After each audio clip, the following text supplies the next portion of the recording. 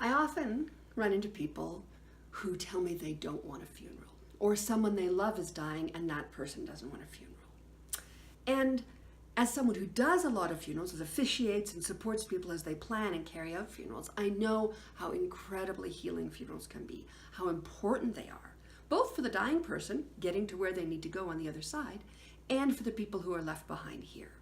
Funerals are pragmatic rituals. They shift something so that we can move to the next step in our grieving.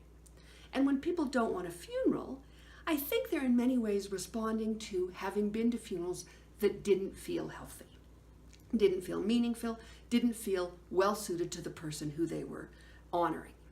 And that does happen a lot because we have a very old model of what a funeral can be, and it doesn't have very much space in it, and it tends to be fairly repeated. But there's such a new movement now to do funerals differently. And just because you've been to bad funerals, the alternative to a bad funeral is not no funeral. The alternative to a bad funeral is a good funeral. And so I really invite people to think about where funerals can be good. What do they do? How can they move the energy? How can they support the grieving? How can they honor and celebrate and mourn someone's death? Because a good funeral is incredibly healing and incredibly important for our healing journey.